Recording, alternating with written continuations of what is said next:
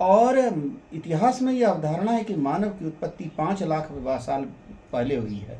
लेकिन मेरा ये कहना है कि यहाँ की जो मैंने जीवाश्मों की खोज की है उनमें मानव की 9 पदछापें हैं, बाल अबाल दोनों हैं, और उनको देखने से, उनके पद के स्टेप्स को देखने से ऐसा लगता है कि 12 से 14 फीट की लंबाई उन मानवों की रही होगी। तो और इतिहास में ये अवधारणा है कि कार्बन की मात्रा वायुमंडल में बहुत अधिक थी, जिसको कार्बोनिफेरस एरा कहते हैं, और ये पढ़ाया जाता है कि बस इस कारण मनुष्य उस समय जैसे मनुष्य इत्यादि जीव नहीं थे। अब मनुष्य की उत्पत्ति बंदर सरीखे किसी प्राणी से, होमोसेपियन या उससे डेवलप्ड जीव से हुई है। लेकिन ये बात मुझे जचती नहीं है। यहाँ जो जीवाश्म मिले हैं, जीवाश्म रूप में पदछापे हैं, ये मानवों के हैं, न कि किसी होमोसेपियन सरीखे किसी प्राणी के हैं, जो 30 करोड़ साल से भी अधिक प्राचीन हैं। और इतना ही नहीं, मुझे मानव के भी कंकाल मिले हैं जीवाश्म रूप में इस संथाल परना की धरती में। झारखंड के दुमका जिले के बरमसिया गांव की चट्टानों में लाखों वर्ष पुराने मानव पदछाप मिले हैं।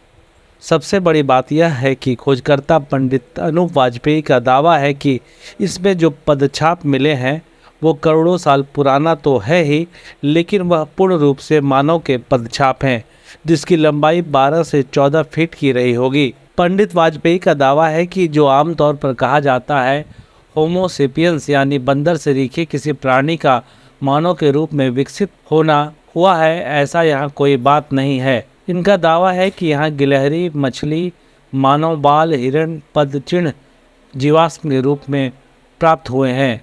बताया जा रहा है कि यह जीवाश्म अति ही दुर्लभ है। स्थानीय ग्रामीण इन मानव पद चिन्हों को भगवान राम के पद चिन्हों की निशानी के रूप में पूजते हैं।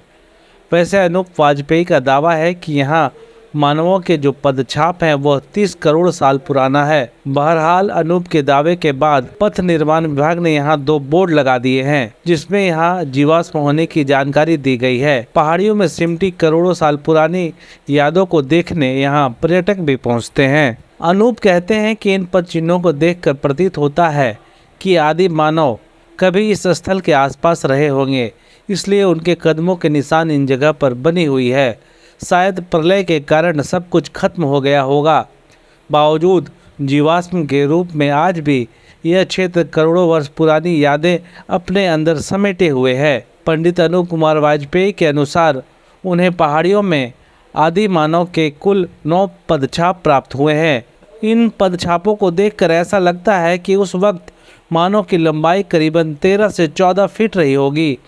निशान यह भी बता रहे हैं कि पैर का अंगूठा करीब 2 इंच से मोटा होगा, पंजा करीब 1 फीट का है।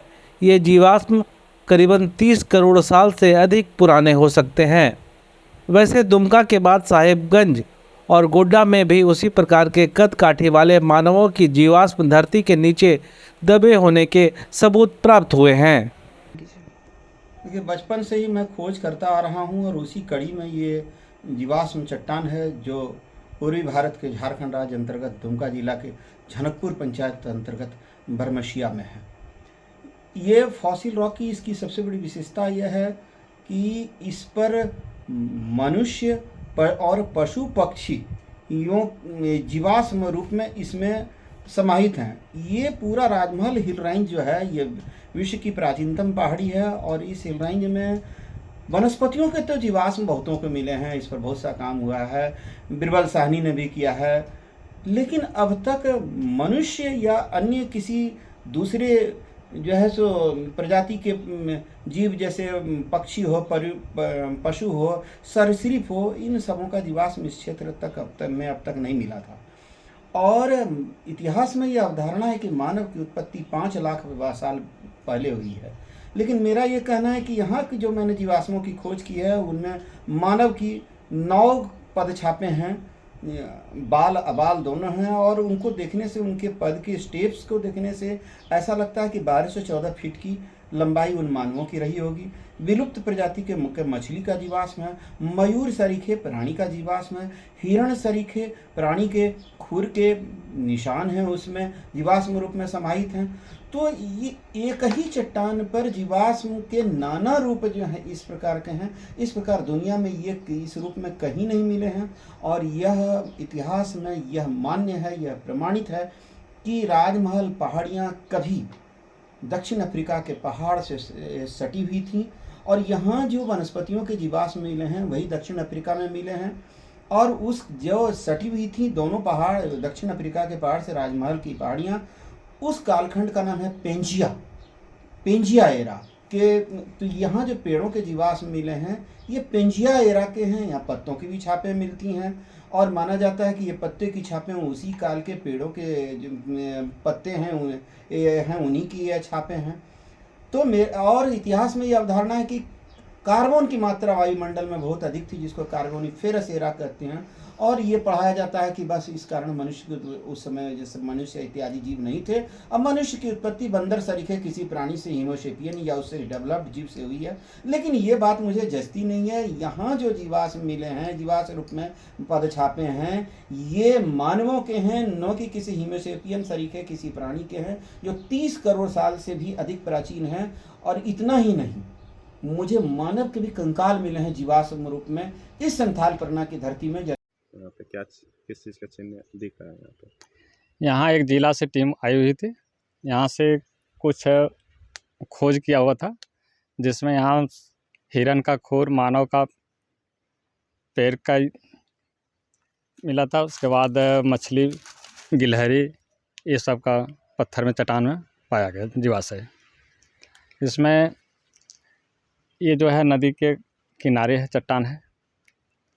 इसमें बहुत से लोग आए थे जिला से भी, उसने यहाँ विजिट किए। विजिट के दौरान बहुत सी चीज़ दूरबीन से देखा गया और पाया गया जिसमें।